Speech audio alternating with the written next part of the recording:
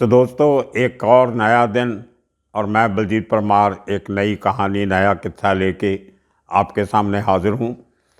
बहुत दिनों से, हफ्तों से आपसे बहुत सारे लोगों से एक रिक्वेस्ट बार बार आ रही थी कि मैं केटी थापा, जिसको खेम बहादुर थापा पूरा नाम था, उनका आपको किस्सा सुनाऊं। मुझे खुद हैरानी हुई कि इतने लोगों का थापा में इंटरेस्ट क्यों है। तो पुराना ज़माना था, मैंने उसको बहुत अच्छी तरह कवर किया, मैं उसको जानता था पर्सनली। लेकिन बार बार जब आप रिक्वेस्ट कर रहे थे तो मैंने नए सिरे से थापा के बारे में जानकारियाँ हासिल करने की जो कवायद शुरू की एक हफ़्ता पहले। तो बहुत सारे लोगों से मुझे बात करने का मौका मिला।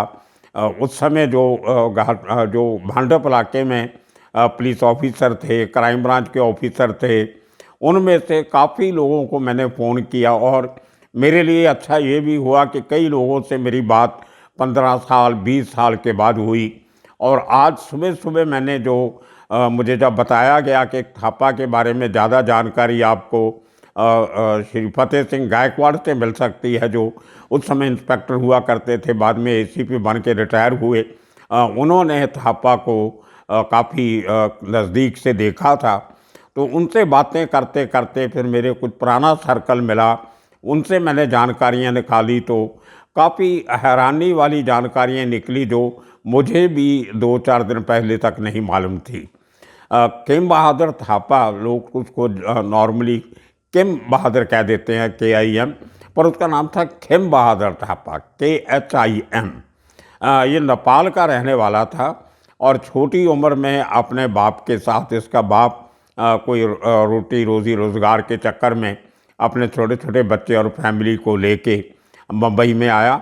और भांडुप इलाके में उसने एक किराए पे छोटी सी जगह लेके उसने अपना काम धंधा शुरू किया। उसके बारे में ज़्यादा जानकारी नहीं मिली क्योंकि बहुत पुरानी बात है, आज से 50-60 साल बाद पहले की। बहुत से कम लोग हैं जिंदा अभी तक जिनको उसकी जानकारी थी। लेकिन थापा के बारे में, खेम बहादुर के बारे बड़ी हैरानी हुई मुझे जान के कि छोटी उम्र में जब अपने बाप के साथ आया तो इसको मराठी नहीं आती थी, तो मराठी मीडियम स्कूल में नहीं जा सकता था। अंग्रेज़ी नहीं आती थी क्योंकि ना अंग्रेज़ी आती थी, ना इतने पैसे थे कि इंग्लिश मीडियम स्कूल में पढ़ सकता। लेकिन इसका बाप इसको पढ़ाना चाहता था कि वो खुद पढ़ा हुआ नहीं था। तो उसने जो उसके घर के नज़दीक एक स्कूल था, उसका नाम Guru Nanak school, Bhandup railway station अगर देखा हुआ आपने भांडुप का, तो उसके साथ बिल्कुल लग के एक गुरु नानक स्कूल है जहाँ पे सरदार संस्थाओं ने उस स्कूल खड़ा किया था। और काफ़ी गरीब बच्चे वहाँ पे उनको फ्री एडुकेशन या बहुत नॉमिनल चार्जेस पे उनकी पढ़ाई कराई जाती थी। तो बचपन इसका खेम बहादुर थापा का उस भांडुप के गुरु नानक स्कूल से शुरू हुआ। फिज़िकली तगड़ा था, हाइट कम थी, उसकी लंबाई ज़्यादा नहीं थी, लेकिन स्टाउट बहुत था, सेहत बहुत अच्छी थी। तो स्कूल में ही इसको कबड्डी खेलने का शौक़ पैदा हुआ और कबड्डी खेलते खेलते इसने काफ़ी अवार्ड जीते, इनाम जीते। वो कई उसके घर में जब मैं गया बहुत सालों के बाद, तो काफ़ी सारे उस ज़माने के कुछ फ़ोटोग्राफ्स और सर्टिफिकेट्स वगैरह उसने घर में संभाल के रखे हुए थे। तो उस ज़माने शिवसेना काफ़ी एक्टिव थी उस इलाके में। तो शिवसेना की जो शाखा हुआ करती थी, वो इंटर शाखा में कबड्डी टूर्नामेंट करवाते थे। तो आहिस्ता आहिस्ता खेम बहादुर थापा अपने जवानी के दिनों में वो शिवसेना के वो जो टूर्नामेंट थे उनमें हिस्सा लेने लगा। उनमें काफ़ी इसने इनाम जीते और शिवसेना के उन टूर्नामेंट में हिस्सा लेते लेते ये शिवसेना के लीडर्स के करीब आ गया, क्योंकि वो जो पूरा इलाका था वो महाराष्ट्रियन डोमिनेटेड इलाका था। तो उनके साथ रह के बच्चों के साथ थोड़ी थोड़ी मराठी बोलनी शुरू कर दी। स्कूल में पढ़ते हुए थोड़ी बहुत पंजाबी भी सीख गया था। उसका मुझे इसलिए मालूम है कि जब कभी मेरी मुलाकात होती थी, जो मुंबई म्यूनसिपल कॉरपोरेशन का ऑफिस है VT में, वो हमारे मुंबई प्रेस क्लब के बिल्कुल सामने है, क्रॉस द रोड, बीच में सिर्फ एक सड़क है। तो कई बार वो पत्रकारों को मिलने या प्रेस कॉन्फ्रेंस के चक्कर में, हमारे साथ प्रेस क्लब के साथ मुंबई मराठी पत्रकार संघ है, जहाँ पे ज़्यादातर Marathi issues related press conference हुआ करती थी। उसमें जब खेम बहादुर ने आना तो हमेशा उसका ये होता था, मुझे देख के तो परमार जी सत श्री अकाल, तो ये हमेशा एक नमस्ते गुड इवनिंग ऐसा कभी नहीं कहता था। मुझे ख़ास तौर पे, बाकी लोगों को क्या कहता था मुझे मालूम नहीं। परमार जी सत श्री अकाल, ये सत श्री अकाल उसने गुरु नानक स्कूल में पढ़ते हुए सीखा था और बहुत अच्छा बोल लेता था और पंजाबी अंडरस्टैंड करता था। ज़्यादा बड़े टिपिकल एक्सेंट में पंजाबी बोलता था, ज़्यादा फ्लुएंटली नहीं, लेकिन मज़ा आता था सुन के। तो खैर ये उसकी एक पर्सनैलिटी थी। स्कूल से निकल के कबड्डी खेलते खेलते शिवसेना के करीब आया और उसी टाइम पे क्योंकि शिवसेना में शाखा में काम करके पैसे तो आपको मिलते नहीं, तो इसने एक वहाँ पे फैक्ट्री थी, उसमें वॉचमैन का काम शुरू किया। तो वो फैक्ट्री में बाद में स्ट्राइक हुई, उसमें इसने मालिकों का साथ दिया, कुछ और वर्कर थे उनके साथ लेके ग्रुप बनाया। तो पहला एक ग्रुप इसका उस फैक्ट्री के वर्कर के साथ मिल के हुआ, लेकिन बाद में इसका उस मालिक के साथ झगड़ा हुआ, उस नौकरी से निकाला गया। ये अपना ग्रुप लेके वर्कर्स का लीडर बन गया। तो एक फैक्ट्री से दूसरी फैक्ट्री, दूसरी से तीसरी, भांडप इलाके में बहुत छोटी बड़ी फैक्ट्री थी, वहाँ से बहुत सारे फैक्ट्री ओनर जो थे वो सरदार जी भी थे। इनका उनके साथ काफ़ी वास्ता रहा। उनमें से एक चरणजीत सिंह चड्ढा थे, उनकी भी फैक्ट्री थी जो बाद में बंद हो गई। चरण सिंह चड्ढा को मैं बहुत अच्छी तरह जानता था क्योंकि वो खालसा कॉलेज के पढ़े हुए थे और हमारा कॉमन सर्कल था। तो बाद में आहिस्ता आहिस्ता चरणजीत सिंह चड्ढा जो थे वो पंजाब महाराष्ट्र कोऑपरेटिव बैंक के चेयरमैन बन गए।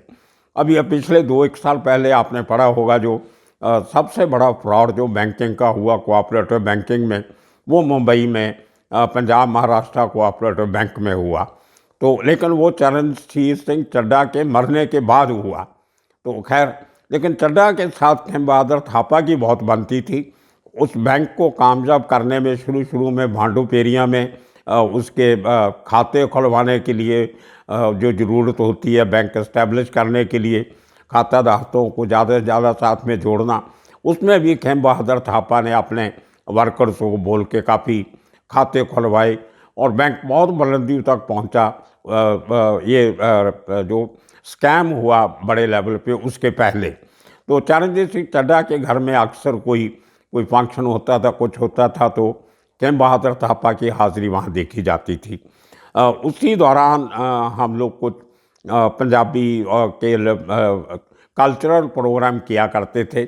हमारे साथ जो भंगड़े का जो इंचार्ज हुआ करता था वो सुरेश सिंह नाम का एक शख्स था। अभी अनफॉर्चुनेटली इस मई में उनकी इंतकाल हुआ, उनकी वाइफ से। आज ही मैंने बात सुबह की ज्योति से।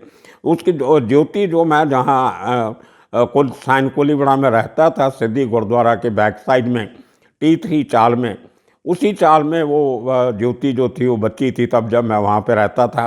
तो बाद में उसकी सुरेश सिंह से शादी होगी। सुरेश सिंह नेपाल का रहने वाला था। तो हर साल सुरेश सिंह एक नेपाली कल्चरल प्रोग्राम करवाया करता था किसी बड़े हॉल में, कभी शर्मनदा हॉल में, कभी कर्नाटका संघ में, कभी भांडुप में, कभी मलाड में। तो उस जो नेपाली फंक्शन होता था उसमें हम ज़्यादा से ज़्यादा जो मदद थी वो केटी थापा ही किया करता था, क्योंकि उस ज़माने में नेपाली कम्युनिटी में से ले दे के असर सूख वाला पैसे वाला आदमी केटी थापा ही था। तो उन्हीं दिनों में केटी थापा ने अपना छोटा सा घर बनाया, एक भांडुप जो लाल बहादुर शास्त्री मार्ग है LBS रोड, उसमें मगत राम पेट्रोल पंप जहाँ पे फाइनली उसकी डेथ भी होती है, उसके जो अगर आप कांजोर मार्ग से भांडुप की तरफ जाएं तो लेफ़्ट साइड में एक छोटी सी टेकड़ी है, पहाड़ी है एक छोटी सी, उसको सर्वोदय नगर झोपड़पट्टी थी पहाड़ी के ऊपर बनी हुई। और मुंबई में जितनी ज़्यादा बड़ी झोपड़पट्टियाँ हैं वो बड़ी ऐसी छोटी बड़ी पहाड़ियों के ऊपर ही हैं, क्योंकि वहाँ पे बुलडोज़र चढ़ने बहुत मुश्किल होते हैं और इलीगल कंस्ट्रक्शन को तोड़ना बहुत मुश्किल होता है। वो अपने आप में एक डिफरेंट स्टोरी है कि लोग पहाड़ी पे इलीगल झोपड़े क्यों बनाते हैं। तो उसी टेकड़ी के जो सर्वोदय नगर को रोड जाती थी छोटी सी LBI मार्ग से हट के, तो थोड़ा आगे जाके एक छोटी पहाड़ी जो पीछे जाके बड़ी पहाड़ी से मिलती थी, तो वहाँ पे थापा ने अपना उस पहाड़ी पे घर बनाया। तो कोई 25-30 सीढ़ियाँ चढ़ के उस पहाड़ी पे थापा के घर जाना पड़ता था।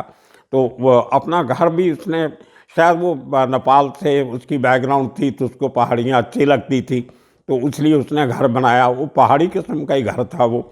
और अपना ऑफिस जो था वो इसने पहाड़ी के ऊपर भी फर्स्ट फ्लोर पे रखा अपने सिक्योरिटी के लिए, और ग्राउंड फ्लोर पे इसने इसके आदमी बैठे रहते थे। तो ये इसका एक नेचर से पहाड़ियाँ अच्छी लगती हूँ की वजह से इसने वहाँ पे अपना घर बनाया। और पूरा दिन इसके घर पे मेला लगा रहता था, छोटे बड़े काम, किसी बच्चे की एडमिशन करवानी, किसी का कुछ करवाना। वहीं से इसने जब शाखा प्रमुख था तो आपको मालूम होगा कि पूरी बम्बई में जो शिवसेना की शाखाएं हैं उनमें से काफ़ी पैसा इकट्ठा होता है लोकल वेंडर से, लोकल लोगों से, जो अल्टीमेटली जो शिवसेना पॉलिटिकल पार्टी है उसको डे टू डे फंडिंग के लिए बहुत काम आता है। तो वहाँ से इसको वो जो पैसा कलेक्ट करने की जो हुनर प्राप्त हुआ वो शिवसेना की शाखा से हुआ। उसके बाद इसने इलेक्शन लड़ी कारपोरेटर की और अच्छी वोटों से जीत के कारपोरेटर बना। मेरी ज़्यादा मुलाकात इसकी कारपोरेटर बनने के बाद शुरू हुई, क्योंकि वो हमारे क्लब के और पत्रकार संघ के नज़दीक था, आते जाते मुलाकात हो जाती थी। और जो नेपाली फंक्शन होते थे वो मैं सुरेश सिंह की वजह से कवर करने जाता था, तो वहाँ पे केटी थापा से मुलाकात हो जानी। खैर, तो ये इस तरह आहिस्ता आहिस्ता ये शिवसेना वर्कर से एक अंडरवर्ल्ड के साथ इसके तार जुड़ने लगे।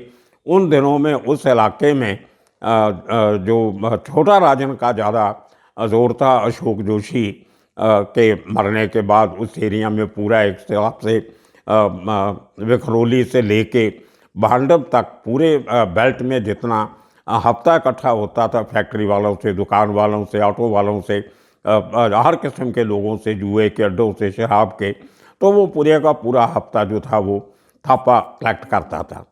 उन्हीं दिनों में मुझे एक बार और मिलने का मौका मिला, जब थापा के घर से थोड़ा आगे सर्वोदय नगर में एक सरदार तारा सिंह एमएलए हुआ करते थे, बीजेपी के 4-5 बार एमएलए रहे। तो उन्होंने एक स्कूल बनाने की वहाँ पे परमिशन ली म्यूनसिपैलिटी से। उनकी जगह अपनी थी लेकिन स्कूल बनाने की परमिशन ले ली। उसके पहले भी तारा सिंह का एक स्कूल भांडुप में चलता था। तो उस स्कूल की जब कंस्ट्रक्शन शुरू हुई, क्योंकि तारा सिंह बीजेपी का था, केटी थापा जो था वो शिवसेना का था, तो इनके अंदर से थोड़ी कोई आपस में दुश्मनी भी होगी। तो थापा के लोगों ने स्कूल की कंस्ट्रक्शन रुकवा दी, और उसका जो स्कूल की कंस्ट्रक्शन का ठेकेदार था वो हमारे एक सरदार सिंह सूरी हुआ करते थे, गुरुद्वारे के प्रधान थे चार बंगला में। उनका बेटा था बिल्ला, जसपाल सिंह शायद नाम था उसका पूरा नाम। तो बड़ी फिजिकली बहुत स्ट्रांग था वो बड़ा दादा किस्म का आदमी था वो भी, अभी भी है, अभी गुरुद्वारे का प्रधान वही है उसके बाप के मरने के बाद। तो उसके जो केटी थापा के लोग थे, जो वर्कर थे, उन्होंने वो ठेकेदार से पैसा मांगा कि कंस्ट्रक्शन शुरू करनी है हमारे एरिया में, तो आपको हमें पैसा देना पड़ेगा। तो बिल्ला ने पैसा देना से मना कर दिया। तो थापा के लोगों ने रात को टेम्पो मंगवा के उसका बजरी, सीमेंट, लोखंड और रॉड्स वगैरह, स्टील की बिल्डिंग मटेरियल जो भी होता है वो रात को चोरी कर देना, और उसको तंग करने के लिए। हालांकि उसको बेच के पैसा तो वो खास मिलता नहीं था, लेकिन एक बिल्डर को तंग करना है क्योंकि वो पैसा नहीं दे रहा। तो वो बिल्ला एक दिन चला गया इसके ऑफिस में, सह्याद्री वहाँ पे इसके ऑफिस में, वो टेकड़ी पे, पहाड़ी पे, सर्वोदय नगर। वो काफ़ी तू मैं दोनों की हुई, और बिल्ला चैलेंज करके आ गया कि आपने जो करना करो, आइंदा मेरे सामान को हाथ लगाया तो मैं किसी न किसी को मार दूंगा, मैं सरदार हूँ, डरने वाला आदमी नहीं हूँ। तो केटी थापा हंसा, बोलता सरदार जी मैं भी आधा सरदार हूँ, आप ये स्कूल बना रहे हो, मैं भी गुरु नानक स्कूल में पढ़ा हूँ, मुझे पूरी बात का मालूम नहीं था। मुझे तो इतना बताया गया था कि तारा सिंह का स्कूल है, और मुझे थोड़ा अजीब लगा था कि हमारे एरिया में स्कूल है तो हम खोलेंगे, तारा सिंह आके यहाँ स्कूल क्यों खोल रहा है? तारा सिंह तो इलेक्शन बुल्लन से लड़ता है, भाजपा में क्यों दखल दे रहा है? खैर इस किस्म की बात हुई। लेकिन उसके बाद थापा ने अपने लोगों को बुलाया और उनको इंस्ट्रक्शन दी कि आज के बाद ये स्कूल के काम में कोई दखल नहीं देगा। और देखिए जो कुदरत के असूल कैसे होते हैं, थोड़े वर्षों के बाद जब थापा की डेथ हुई तो उसके बाद इसका छोटा सा बेटा था उस टाइम पे, वो जब थोड़ा बड़ा हुआ वो थोड़ा मेंटली अनसाउंड था, मतलब फुली डेवलप्ड ब्रेन नहीं था बच्चे का, तो उसको कहीं एडमिशन नहीं मिलती थी। और आप देखिए कुदरत के रंग के वही स्कूल जिसकी कंस्ट्रक्शन एक समय थापा के लोग रुकवाना चाहते थे, उसी स्कूल में इसके बच्चे को एडमिशन दी गई, स्पेशल केयर करके उसको वहाँ पे पढ़ाया गया, लेकिन वो ज़्यादा देर पढ़ नहीं सका। उसके बाद क्या हुआ मुझे मालूम नहीं, लेकिन ये ऐसे खेल दुनिया में कहाँ कहाँ कैसे जो समय है वो रंग बदलता है। तो थापा के बच्चे को वही एडमिशन लेनी पड़ी। उसकी बीवी बेचारी बहुत सीधी थी, जब थापा जिंदा था वो घर के बाहर भी नहीं निकलती थी, लेकिन इसके मरने के बाद वो खुद अपने बच्चे को लेके स्कूल जाती थी, उसको दोपहर का खाना लेके जाती थी, को लुक आफ्टर करना पड़ता था, अपने आप को बच्चा संभाल नहीं सकता था। तो ये थापा की एक बैकग्राउंड थी। अब आते हैं कि उसका अंडरवर्ल्ड से लेना देना क्या था। तो थापा ये काम करते करते छोटा राजन के करीब आया। छोटा राजन से ज़्यादा वो सुभाष सिंह ठाकुर के बहुत करीब था, क्योंकि सुभाष सिंह ठाकुर इतना छात्र क्रिमिनल था, बहुत क्राइम किए हुए थे, शार्प शूटर था छोटा राजन का, दाऊद इब्राहिम का सबसे बड़ा उस ज़माने में। तो वो आदमी जब यहाँ से क्राइम करके पुलिस से बचने के लिए भागता था तो हमेशा नेपाल जाता था।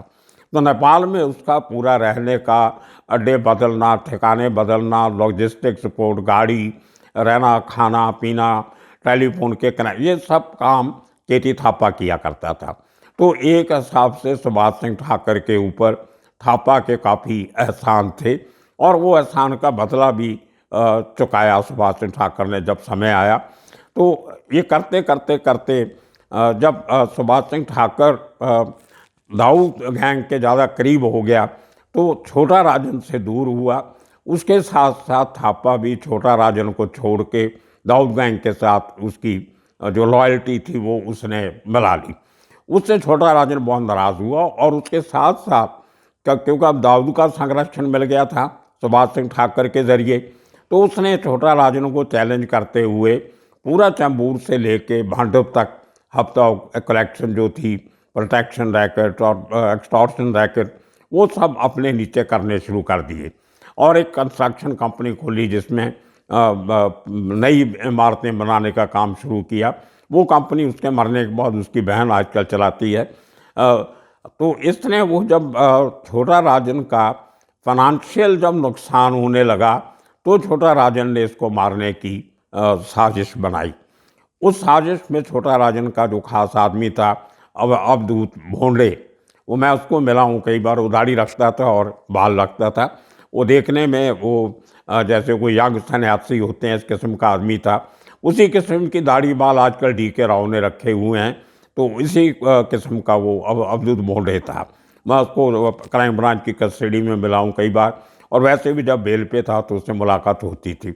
वो जब भगौड़ा था एक टाइम पे, वो साइन कोलीवाड़ा में ही एक झोपड़पट्टी थी पीछे, कोकरी अगार पता नहीं क्या बोलते थे उसको, वहाँ पे आके किसी दोस्त के पास छिपा करता था। वहाँ उसके बाजू में मेरा दोस्त मंटो रहता था, तो उसके आते जाते कई बार इसको वहाँ पे मैं देखता था। तो ये उस किस्म के किस्से कहानियाँ थे। तो छोटा राजन ने अवधूत भोंडे को थापा से अलग किया और इसको मारने की साजिश बनाई। उस साजिश में राजन के जो माने हुए शूटर थे, दिवाकर चुरी, अमर जोकर, संजय रगड़, उनको इस्तेमाल किया गया। और एक दिन इसकी जो मूवमेंट थी उसके ऊपर निगाह रखते हुए उनको मालूम था कि थापा के पास जब कुछ बाहर से बड़े लोग आते थे तो उनको खाना वाना खिलाना है, जब उनकी सेवा करनी है, तो उनको लेके इसके घर से नज़दीक ही थोड़ा 1.5 मील की दूरी पे एक मगत राम पेट्रोल पंप था, LBS शास्त्री मार्ग के ऊपर ही भांडुप में इसका इलाका भी था, वहीं से ये कारपोरेटर जीत के आता था। वो पेट्रोल पंप से लग के एक मियाँ जी का एक मुस्लिम आदमी था, बहुत बढ़िया नेचर थी उसकी। मैं मर्डर के बाद उसकी स्टेटमेंट भी लेके मैंने छापी थी अखबार में। तो उसके पास खाना खाने जाता था। तो 23 अप्रैल 1992 थापा अपने 4 साथी जो मेहमान आए थे उनको लेके उस मियाँ जी के रेस्टोरेंट पे खाना खाने गया। इन लोगों ने खाना खाया, खाना खाने के बाद चाय पी। उसके बाद खाना खा के चाय पी के रेस्टोरेंट से बाहर निकले तो इनकी फीलिंग लगा के रखी हुई थी। रेस्टोरेंट के अंदर वो हमला इसलिए करना चाहते थे कि वहाँ और बहुत सारे लोग बैठे खाना खा रहे थे, और रेस्टोरेंट की प्रीमाइसेस में जाके क्राइम करके भागना केवल मुश्किल हो जाता है कि अगर किसी ने वर्कर ने वो एक शटर बंद कर दिया तो जो किलर है वो भी अंदर बंद हो जाएंगे और भागने का रास्ता नहीं होता। तो जैसे ही केटी थापा अपने दोस्तों के साथ बाहर निकला तो ये तीनों लोग जो थे ये मगतराम पेट्रोल पंप में गाड़ी में हवा भरवाने का एक नाटक करते वहाँ पे खड़े थे। और जैसे बाहर निकला वो आदमी ने जाके भाग के नज़दीक गया और थापा को 3 गोलियां मार दी। वो थापा फिजिकली स्ट्रांग था तो उसने इमीडिएटली अंदाज़ा लगाया कि ओपन में इनसे बचना बहुत मुश्किल है, तो वो भाग के उसी रेस्टोरेंट में वापस गया जहाँ से खाना खा के निकला था। और रेस्टोरेंट के पीछे जो किचन थी, किचन के बैक साइड में जो हाउसिंग सोसाइटी थी जिसके नीचे वो रेस्टोरेंट चल रहा था, उनका कंपाउंड था, वहाँ गाड़ियाँ वाड़ियाँ भी अंदर खड़ी होती थी, तो उस कंपाउंड में चला गया।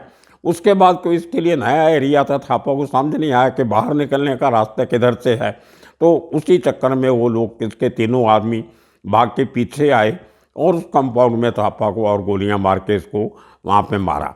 तो इस तरह वो थापा जो एक ज़माने में छोटा राजन का खास आदमी था, छोटा राजन के गुर्गों की तरफ से ही मार दिया गया। और उसको बड़ी हैरानी थी सब लोगों को हुई कि अवधेश भोंडे जैसा आदमी जो आधी उम्र अपनी जिसने थापा के साथ गुजारी थी, थापा का बहुत एहसान थे उसके ऊपर, वो भी छोड़ के थापा के दुश्मनों के साथ मिला और उसकी मौत में हिस्सेदार बना। तो लेकिन सुभाष सिंह ठाकुर को ये बात अच्छी नहीं लगी कि केटी थापा को इतनी बुरी तरह इन लोगों ने मारा जो वो डिज़र्व नहीं करता था। थापा बदमाश तो था लेकिन इतना बड़ा बदमाश नहीं था कि बहुत सारे लोगों को ज़बरदस्ती लूटा हो, कुछ किया हो। खैर, तो सुभाष सिंह ठाकुर ने जब दिवाकर चुरी ये सब लोग बम्बई से भाग के नेपाल में शरण ली तो ब्रजेश सिंह के एक फार्म हाउस था वहाँ पे, और वो ट्रैप था बहुत बड़ा जो सुभाष सिंह ठाकुर ने लगाया था इन लोगों ने ल्योर करके कि आप वहाँ पे आप छुपाई कर सकते हो दूसरे लोगों के हाथ से। तो जैसे ये वहाँ छुपे हुए थे तो सुभाष सिंह ठाकुर ने और ब्रजेश सिंह ने इनको तीनों को मार के सरयू नदी जो चलती है वहाँ पे, वो नदी में इनकी लाशें फेंक दी। आज तक वो तीनों की लाश किसी को नहीं मिली, वो कहाँ गई। तो ये था केटी थापा का किस्सा। उसके बाद इसके मरने के बाद इसकी बहन ने इलेक्शन लड़ने के लिए टिकट मांगी, शिवसेना ने नहीं दी। वो शिवसेना छोड़ के बीजेपी में चली गई, बीजेपी से टिकट लेके भाजपा से कॉरपोरेशन के इलेक्शन लड़ी लेकिन हार गई। उसके बाद फिर वापस शिवसेना में आ गई, और जब नारायण राणे शिवसेना की तरफ से मुख्यमंत्री बने तो उनके शपथ ग्रहण के मौके पर उनके साथ थापा की बहन खड़ी तस्वीरों में देखी गई। तो दोस्तों, ये था केटी थापा का किस्सा जो बड़ी मेहनत से मैंने इतनी इन्फॉर्मेशन इकट्ठी करके आपके सामने लाया। आने वाले दिनों में कुछ और किस्से कहानियाँ इसी तरह के आपको सुनाता रहूँगा। तब तक के लिए आप सबका शुक्रिया, धन्यवाद।